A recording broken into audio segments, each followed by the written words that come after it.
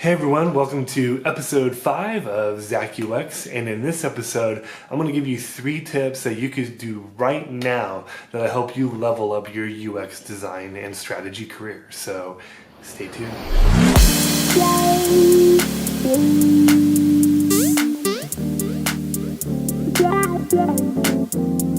Okay, so here we are, episode 5, and this episode is going to be about 3 things that I'm always thinking about in my practice as a UX designer / product strategist / whatever you want to call it. Just kind of, I'm doing a lot of work in the UX and product space. And to be frank and to be honest, there's just so many things I have to consider day in and day out with the work that I do. And as I've gone through my career and gotten more experience, there's only more to think about and more to consider.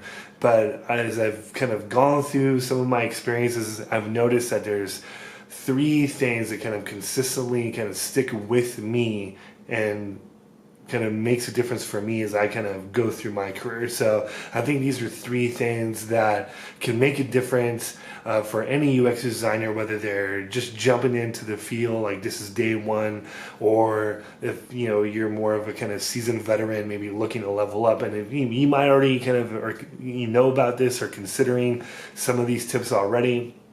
But for me, this has made the most difference, and if you're new to the field, hopefully you could take some of these ideas and integrate it into what you do. So tip number 1, or focus number 1 for me as a UX designer and product strategist is process. So process is huge. We even kind of have a kind of slogan or mantra going around, kind of riffing off of Joel Embiid of the 76ers, which is trust the process, So that is like big in the NBA, especially with the 76ers.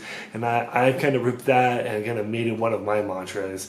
And what that means to me is that as you're kind of growing in your practice as a designer or strategist, how you go about making your decisions and coming up with your solutions is just as important as the decisions and the solutions yourself.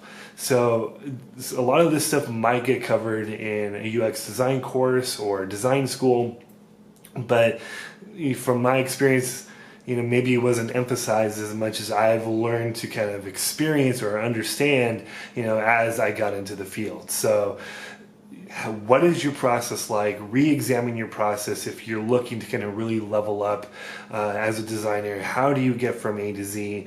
And to be transparent, when I'm looking at maybe designer resumes, when I'm looking to work with someone or when we're looking to hire somebody, process is the first thing I look at before the end results, because there's so much beautiful work out there. There's so much talent out there, and it's really inspiring to kind of see the beautiful work that's getting made.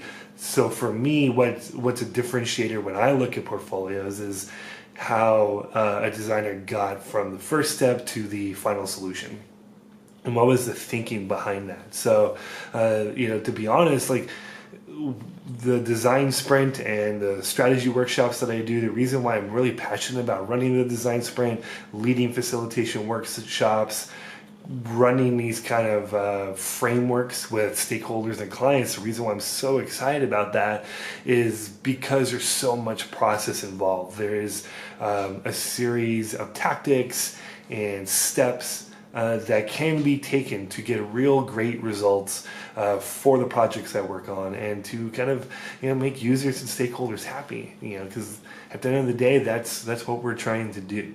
So process. That's one of the primary things I focus on every day. How can I make my process better?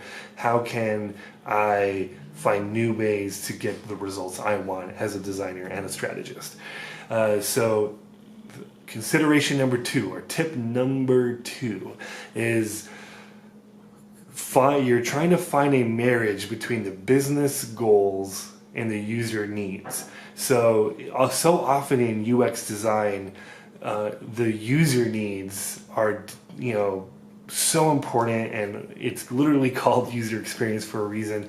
We definitely obsess over the needs of the user. We want to get that data, we want to get that feedback from users and get an understanding of what products they like and how they're using products and how that can make a difference in a project that maybe we're working on. But I think the next evolution for designers and for strategists in like the product and UX space is to consider the business goals along with the user needs. And it's not one over the other. I think it's in tandem. And I think the projects that I've been involved with that's been the most successful has had a successful integration between what are the desires and needs of the business, what is it going to take for that business to grow, and how does that kind of that relationship work with the users and their needs and their desires. And again, some successful projects I've been on, great integration between the two. There was an article that John Medea wrote recently. I can't remember the title right now off the top of my head. I'll put it in the YouTube notes. It was a really clickbait title, and I bring it up because I know the title had something to do with, John Medea, design guru, says, designers aren't important. And I thought it was like a really misleading title, because when I read the article, one of the big takeaways actually that I got from it was that designers need to kind of let go of their ego and let people into the design process. And I can't agree with that enough. And he was kind of getting into this idea of users are important, but so is business needs. And to understand the business, bring in people to work with. And this is actually a great segue into my third tip, which is collaboration. Work with people. To me, you can be a great UX designer if you're working solo, but I really don't recommend it. I think you're going to hit a wall, you're going to hit a plateau if you're always looking to do your UX design projects, from a mostly like kind of solo perspective. I always kind of joke with my colleagues that I work with that if I wanted to work by myself, I would just freelance. And I say that because I don't want to work by myself. I think the best work comes from talented people working together early and often. And there's a couple ways that I look to do that when I am working on projects. One is, again, the design sprint or facilitation workshops. I look to try to get as many different types of people, and when I say types of people, I mean like department. So I'm trying to get people from the marketing department, engineering or development department, obviously the design department, but business leaders as well, marketing leaders. Oh my gosh, my cats are knocking things over. Goodness gracious. But anyway, I'm trying to bring different people in the room from different backgrounds, so we're getting a diverse array of ideas, information, data, and inspiration into the ideas and solutions that we work on. So design sprints and facilitation workshops in general, I think, work fantastically when you're getting different diverse points of view from different departments, right? So marketing again, design, engineering, tech, business, get those people in the room and work together. So that's one way you guys could collaborate, everyone could collaborate right off the bat. Another way to collaborate is, for me personally, anytime I am on like Sketch or working on user flows, I'm trying to get through that like as soon as possible. I'm trying to work quickly, iterate fast, and I do this mainly because I do want to get what I'm working on in front of other people as soon as possible, so then we can start collaborating, and so they can collaborate on it, I should say, whatever I'm working on, and I could get feedback, and I could obviously make the solution I was focusing on a lot better, and that kind of really excites me. So I typically, again, try to get things out there super quickly and get it out in front of the stakeholders' eyes, or my colleagues, like my teammates, get their eyes on it as quickly as possible, so it could get better. Because to me, again, the best solutions are the ones that are coming from multiple points of view, multiple minds, so to speak.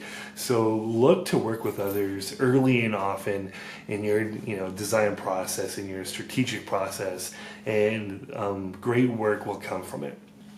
So those are my 3 tips. Again, trust the process, super important. Perfect your process, refine it, and then always trust it. Marry the business goals with the user needs. Not one is more important than the other. Trust both.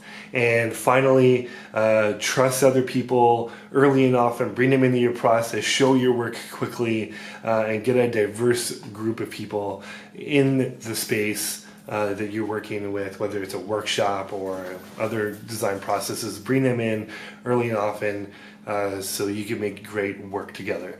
So that's it. Those are the 3 tips. Thank you again for watching. Really appreciate the feedback that I'm getting, trying to make these videos a little bit better every time. I'm learning something new every time I record a video. So, and a big part of the reason why that is happening is because I'm getting good feedback from people that are watching. So, still trying to grow the channel. Starting to get to that point where, like, cool, it was a good start.